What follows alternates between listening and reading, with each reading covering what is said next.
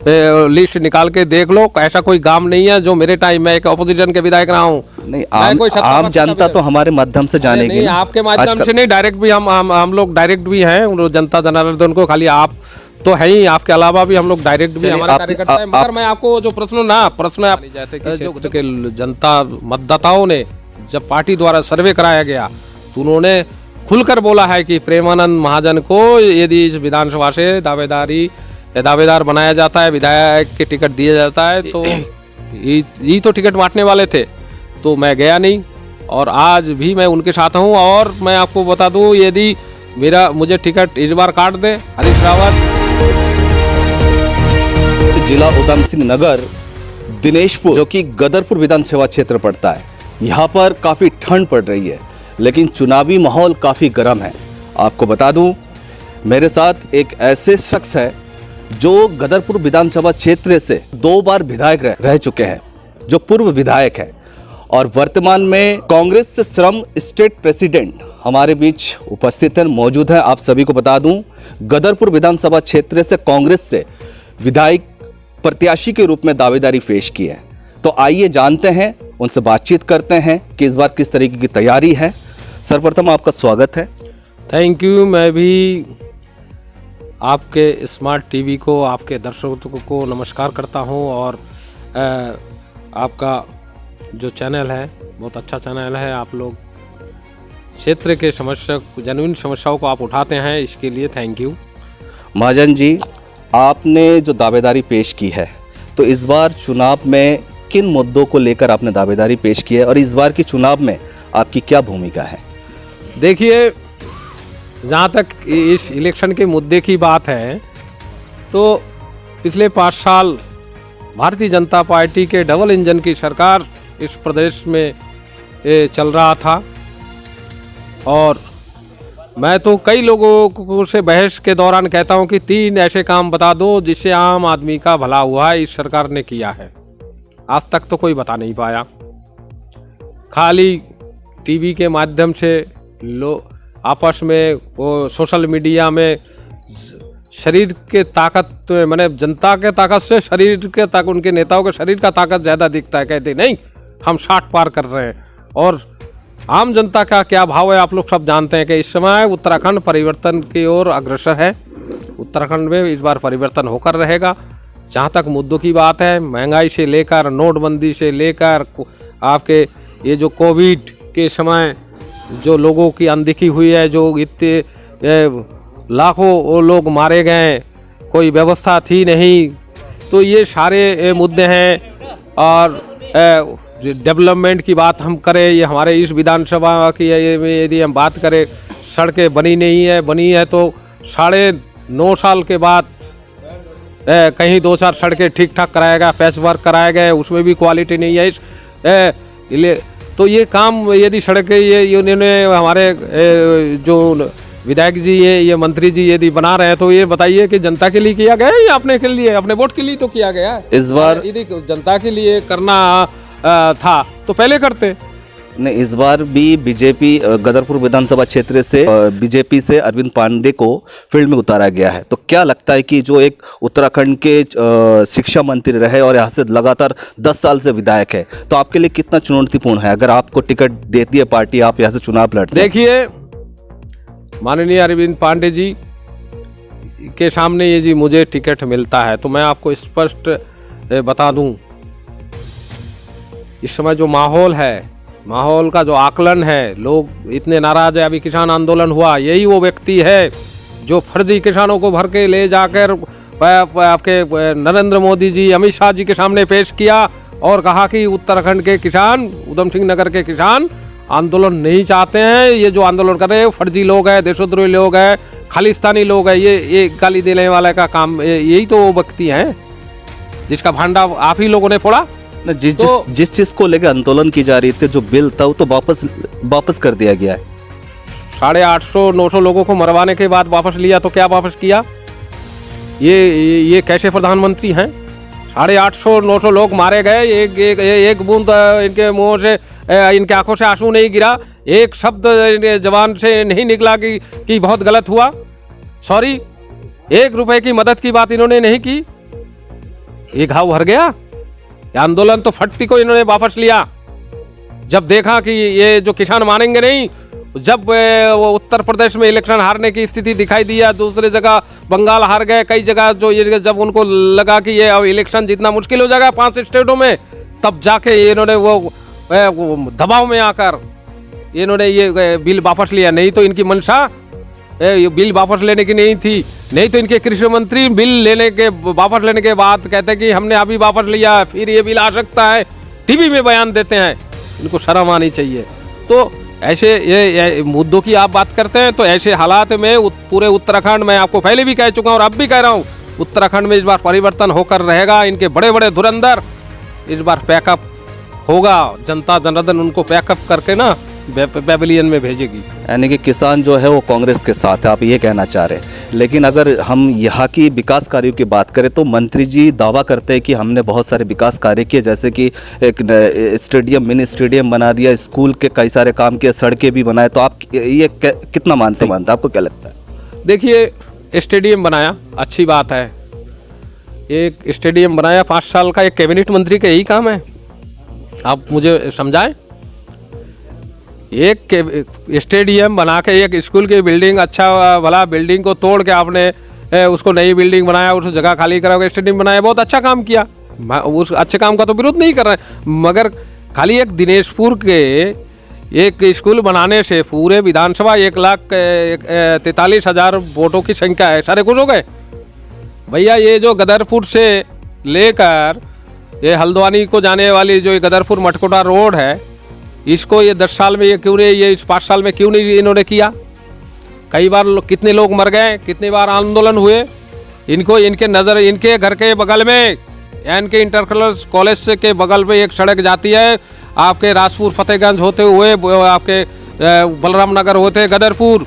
एक रोड आपके बलराम नगर से वो खेमपुर को जाती है। एक रोड आपके धीमर खड़ा रोड है। 10 साल में उनको मौका ही नहीं मिला वहाँ एक गड्ढा भर दे। तो काम कर दिया इनके। मैं देखता हूँ फेसबुक में इनके प्रशंसक इनको विकास पुरुष कहते हैं। अरे विकास पुरुष को देखना तो जाओ बाजपुर में देख के आओ, माननीय यशपाल आर्य जी के कार्य को देखाओ। जिस पार्टी में रहे उन्होंने काम किया, तो खाली बात करने से हो जाएगा। जैसे आप पहले पूर्व में 2 बार विधायक रह चुके हैं, तो आपके कार्यकाल में कितना काम हुआ? 5 बड़े बड़े मुद्दे या कोई काम बता दीजिए। मेरे से ना पूछ के आप सीधा सीडीओ ऑफिस में जाओ, वहाँ आरटीआई लगाओ, या सीडीओ से बैठ के वहाँ से लिस्ट निकाल के देख लो। ऐसा कोई काम नहीं है जो मेरे टाइम में, एक अपोजिशन के विधायक रहा हूँ। नहीं, आम जनता तो हमारे माध्यम से जानेगी। नहीं, आपके माध्यम से नहीं, डायरेक्ट भी हम लोग डायरेक्ट भी हैं जनता जनार्दन को। खाली आप तो है ही, आपके अलावा भी हम लोग डायरेक्ट भी हमारे कार्यकर्ता है। मगर मैं आपको जो प्रश्न आप जो देखो गलत प्रश्न करोगे तो बुरा लगेगा ही। आपको वो जानकारी के लिए सब कोई, मैं सरकारी पैसे मैंने खर्च कराए, मेरा पैसा तो कोई बैलेंस हुआ नहीं, सब क्षेत्र में लगे, मुझे जितना मिला। और सब आपको हमारे विकास है, जैसे अरविंद पांडे जी के सारा हिस्ट्री आप विकास भवन में चले जाओगे तो सब मिल जाएगा। प्रेमानंद का भी मिलेगा, आप समझ रहे हो। एमपी साहब का मांगने जाओगे वो सब मिलेगा। अब रही बात है 10 साल वो उस समय में ऑपोजिशन के बाद 10 साल मेरे जो बनाए हुए सड़कों को वो टूट के जो मैंने बनाए वो सड़क तो इन्होंने इनसे रिपेयर इनसे कराया नहीं गया। मेरे बनाए हुए सड़कों का ये मरम्मत नहीं करा पाए। आप जिस सड़क से अच्छे सड़क से हो गए, ये माननीय हरीश रावत जी से मैंने लिया। ये जो सड़क आए ना, ये भी ये 1 फुट गड्ढा था। ये जो विजयनगर ग्राम सभा के ये जो आपके जो वो नहर पटरी जगदीशपुर श्रीरामपुर को जाता है, ये प्रेमानंद महाजन ने हरीश रावत से 18 किलोमीटर सड़क लिया था। वही सड़क बना, तभी कुछ आप इस क्षेत्र के लोगों को आराम है। वो माननीय अरविंद पांडे जी ने नहीं कराया था। इस बार जो कांग्रेस से टिकट की जो दावेदारी है वो काफ़ी लंबी चौड़ी लिस्ट देखी जा रही है, तो ऐसे में क्या लगता है कि पार्टी आप पर विश्वास करेगी? देखिए, मैं 10 साल इस क्षेत्र का विधायक रहा हूँ, आपने ही कहा। और ये जो उसके बाद 10 साल मैं कांग्रेस के लिए काम किया हूँ। अभी अपने सभी साथियों को साथ में लेकर जितना मैं कर सकता हूँ कांग्रेस पार्टी को मजबूत करने के लिए काम किया। और हर वर्ग में, हर यहाँ जो सर्व समाज जो यहाँ निवास करते हैं, सर्व समाज में प्यार करने वाले लोग, प्रेमानंद के साथ प्यार करने वाले, मोहब्बत करने वाले लोग हैं। मेरी दावेदारी जो आज मजबूत इसलिए मानी जाती है कि क्षेत्र के जनता मतदाताओं ने जब पार्टी द्वारा सर्वे कराया गया तो उन्होंने खुलकर बोला है कि प्रेमानंद महाजन को यदि इस विधानसभा से दावेदार बनाया जाता है, विधायक के टिकट दिया जाता है, तो वो जीत सकते हैं। इसी आधार पर, उस सर्वे के आधार पर वहाँ विचार हो रहा है। अब यदि मेरे से अच्छा किसी का रिपोर्ट गया होगा तो उसको टिकट मिल जाएगा। यदि आप चुनाव जीतते हैं और विधायक बनते हैं यहाँ पे, तो यहाँ पे कौन से 5 ऐसे काम हैं जो बड़े बड़े काम हैं या बड़े मुद्दे हैं जो आप पूरा करेंगे? देखिए, सबसे बड़ा पहला काम तो मेरा ये है कि माननीय जो कैबिनेट मंत्री जी ने जो काम अधूरे छोड़े हैं, जो काम अधूरे, सबसे पहले उस काम को पूरा करूँगा सबसे पहले। और उसके बाद, क्योंकि मैं आम आदमी हूँ, मैं कोई कभी ना वीआईपी रहा हूँ ना वीआईपी। इलेक्शन यदि मुझे टिकट कांग्रेस पार्टी देती है और मैं जीतता हूँ तो सबसे पहले हर ग्राम सभा के जो आपके जनप्रतिनिधि लोग हैं उनको मेरे इसी आंगन में बुलाऊंगा। बुलाने के बाद उनसे डिटेल से चर्चा करने के बाद पूरे 5 साल का एजेंडा तो बनाऊंगा, उसी आधार पे काम करूंगा। रही बात है कि यदि आप बहुत बड़े 2-4 स्पेशली सुनना चाहते हैं तो जितने भी हमारे यहाँ के हॉस्पिटल है, देखिए हॉस्पिटल की हालत बहुत अच्छी नहीं है। कैबिनेट मंत्री के इलाके के हॉस्पिटल तो चमचमाता हुआ डॉक्टर होना चाहिए, यहाँ डॉक्टरी के बीच में गायब हो जाता है। तो हॉस्पिटल में ध्यान देने की ज़रूरत है। आपके सड़क तो एक ऐसी चीज़ है, ये सड़क जो है ना, सड़क बना के कोई लंबा चौड़ा दावा नहीं करता, क्योंकि सड़क बनती है टूटने के लिए। तो इसको समय इसको निरंतर इसमें काम होने की ज़रूरत है कि हमने एक बार बना दिया और 5 साल इसके विषय इधर ध्यान ही नहीं दिया। ऐसा करने से नहीं होगा। सड़क बनेगी तो टूटेगी भी, और टूटेगा तो उसका मरम्मत या पुनर्निर्माण होना चाहिए। तो ये लगातार, ये निरंतर काम है, ये हो। इसके अलावा आपके एक जो विशेष काम जो मेरे दिमाग में है, ये जो चीनी मिल का जो जगह बचा है, यदि क्षेत्र के लोग चाहेंगे कि ये चीनी मिल को दोबारा खोला जाए तो मैं उसमें सहमत भी हूँ और करना चाहता हूँ। और क्योंकि चीनी मिल चलाने के लिए गन्ना चाहिए, और हमारे यहाँ के जो किसान लोग गन्ना कोई बोता ही नहीं, और इसीलिए चीनी मिल बंद हुआ। तो चूँकि वो फैक्ट्री का जगह है, चीनी मिल फैक्ट्री का जगह है, तो वहाँ मेरी ये कोशिश होगी यदि चीनी मिल में लोग राजी हैं तो चीनी मिल की कोशिश करूँगा, और नहीं तो वहाँ छोटा मिनी स्कूल बनाने की कोशिश करूँगा, जिससे जो बेरोजगार युवा हैं, जिन लोग छोटे छोटे उद्योग लगाए, आधा एकड़ से ज़्यादा जगह दूंगा नहीं, 33-34 एकड़ वहाँ भूमि है, उसमें यदि कम से कम 60-70 लोग छोटे छोटे यदि उद्योग लग जाएंगे तो हमारे गदरपुर आसपास के क्षेत्र में एक लोगों को रोज़गार भी मिलेगा, हमारे युवाओं के हाथ में रोज़गार भी होगा। ये मेरी एक बहुत मेरे दिल से मैंने इसके बारे में सोच रखा है, और यदि ये हमें मौका मिलता है तो हमारे मुख्यमंत्री, मुझे विश्वास है कि हमारा आने वाला मुख्यमंत्री माननीय हरीश रावत जी हैं। तो यदि हाईकमान आपको टिकट नहीं देती है तो ऐसे में आप क्या करेंगे? क्या निर्दलीय लड़ेंगे या किसी अन्य पार्टी से लड़ेंगे? नहीं, देखो, मैं यही बात मैं आपके 3-4 चैनलों को बता चुका हूँ, आप भी सुन के जाओ। मैं कांग्रेस में जब आया था, माननीय हरीश रावत जी मुझे कांग्रेस में लाए थे। मैं उनके विचारों को, उनके हाव भाव, उनके जो व्यक्तित्व से प्रभावित हूँ, और आज भी मैं कल भी उनको देख के आया था, आज भी उनके ऊपर बहुत ज़्यादा विश्वास, अगाध विश्वास रखता हूँ। पिछले बार मेरा टिकट कटा, जाना होता तो मैं तभी जाता। रावत जी ये तो टिकट बांटने वाले थे, तो मैं गया नहीं, और आज भी मैं उनके साथ हूँ। और मैं आपको बता दूँ, यदि मुझे टिकट इस बार काट दे, हरीश रावत को मैं छोड़ के कहीं जाने वाला नहीं हूँ। हरीश रावत जब तक जिंदा है कांग्रेस में आए, प्रेमानंद महाजन कांग्रेस में आए हैं, बाकी हरीश रावत का पीछा मैं इतना जल्दी छोड़ने वाला हूँ नहीं, ये आप स्पष्ट जान लो। एक आखिरी सवाल, बंगालियों के यहाँ पे कई सारे सम्मेलन होता रहता है, साथ ही कई सारे संगठन भी है, तो एक मांग है कि यहाँ से जो सीट है एक बंगालियों को टिकट दिया जाए, उनकी मांग है, तो आपका क्या कहना है? देखिए, बंगालियों को सीट तो आप एक सीट की बात रहे, मैंने तो 3 सीट मांगा है, 3 सीट मांगा है। मैं तो चाहता हूँ कि सीतारगंज से भी एक कोई हमारे समाज का कोई व्यक्ति निकल के, योग्य व्यक्ति निकल के आए। अभी पिछले बार सीतारगंज से हमारे एक बहन को टिकट दिया था कांग्रेस पार्टी ने, हमारे लोगों ने ही तो हराया। 2,500 से 3,000 वोट दिए। अभी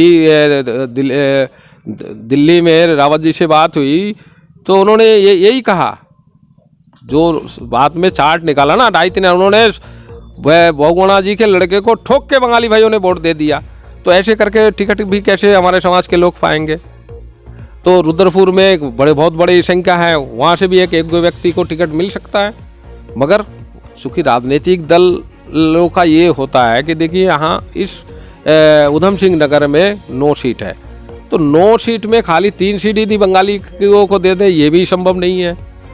और टिकट वही पाता है, उसके लिए उस व्यक्ति को अपने को वक्त के साथ लड़कर, अभी आप कह रहे थे कि कई दावेदार हैं, तो प्रेमानंद महाजन ने उनके साथ लगातार हम लोग आपस में कंपटीशन करके यहाँ तक पहुँचे हैं।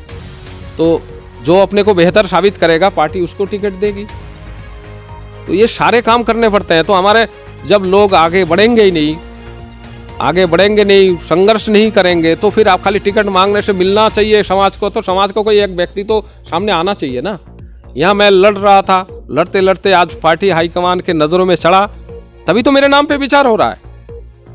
मेरे नाम पे यदि विचार हो रहा है तो इसलिए हो रहा है कि प्रेमानंद महाजन ने लगातार 10 साल संघर्ष किया। कांग्रेस में आने के बाद मैं 2 बार का एमएलए का डायलॉग अहंकार तो मैंने पाला नहीं। मैं एक साधारण छोटे से कार्यकर्ता के रूप में कांग्रेस से शुरू किया। आज मेरा नाम पे विचार हो रहा है, दिल्ली में विचार हो रहा है, मैं आपको दावे के साथ कह रहा हूँ। ठीक है, मिले या ना मिले वो तो बात की चीज़ है, मगर विचार हो रहा है। ये विचार होना भी कांग्रेस बीजेपी के टिकट के लिए विचार होना भी एक कम छोटी मोटी बात नहीं है शायद। आज नामांकन भी शुरू हो गया, तो ऐसे में कब तक कि कांग्रेस से टिकट की घोषणा कब तक हो जाएगी, ये कब तक संभव है? ये बहुत बड़ा विषय है, क्योंकि हाईकमान को रिलीज़ करना है। स्क्रीनिंग कमेटी ने विचार किया, उसके बाद CEC के साथ बैठ के उन्होंने बैठक करके लिस्ट को फाइनलाइज कर दिया है। और अभी हमें जो समाचार मिल रहा है कि दिल्ली में आपका जो लिस्ट का फाइनल डिसीजन हो गया है, आप शायद आज ही रात को जारी कर दे, वो कल को भी जारी कर सकते हैं। तो इसके लिए निश्चित मैंने जो सटीक भविष्यवाणी तो वो मैं ही नहीं कर पाऊंगा, क्योंकि मैं उसका अथॉरिटी नहीं हूँ।